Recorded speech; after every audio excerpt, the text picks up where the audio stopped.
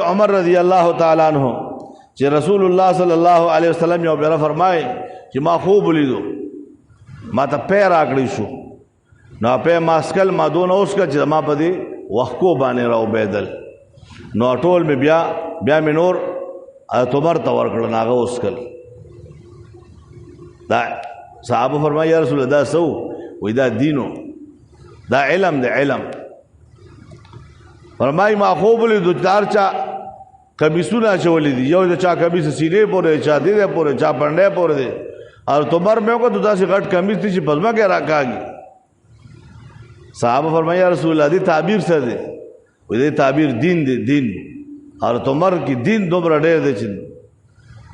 د سره په دین کې هیڅ کوم برابر نشته اور تمر رضی اللہ عنہ بارک اللہ پیغمبر فرمائے ان اللہ جعل الحق على لسان عمر وقلبه اللہ پاک حق دا عمر په جبه باندې او دا عمر په زړه باندې بیان کړ ډېر خبره داسې وي چا به عمر رضی الله تعالی عنہ وې خدای پاک بو وحی راولېګا د حجاب مسله وا یا رسول الله کدا زنانه حجاب کی ډېر بخې بل آیات راغې حجاب شور پرده شروع کې یو پیرا دا آیت نازل شو ثم خلقنا النطفة علقة فخلقنا العلقة مضغة فخلقنا المضغة عظاما فكسونا العظام لحما ثم انشأناه خلقا آخر مونږ د انسان پیدا کو نطفه بیا علقه شي بیا وینې ټوټه شي بیا لوتړه شي بیا غوښه شي بیا دا شي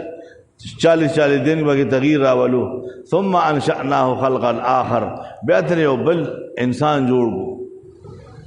چې دا وې نو حضرت عمر سے وقت کی خود نو حضرت عمر سے دخلین و قتل تبارک اللہ احسن الخالقین اللہ سے زبردست اللہ دے نو خدای سمدستی واحد علی جبریل علیہ السلام راوړه چې الله وی چې دام پکې شامل کې فتبارک اللہ احسن الخالقین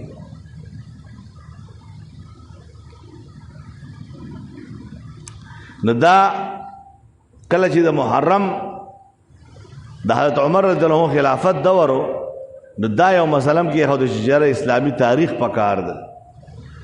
نو اسلامی تاریخ باندې مشوره وشوله نو مشوره دا چې چاوي د بدر نه به شروع کو چاوي د احد نه به شروع کو چاوي د فتح مکه نه به شروع کو حضرت عمر رضی الله عنه فرمایل چې دا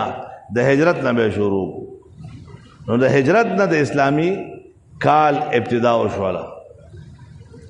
او چونکہ ہجرت پا محرم کی شروع شو لگ صحابت پیغمبر علیہ السلام بیا ربیع الاول کی رائے ندام دا رسول دا حضرت عمر رضی اللہ تعالیٰ عنہ اگا ایجاد کردہ چکم کیلنڈر ہو نو خدای پاک شہادت ملاغ دے تو رسول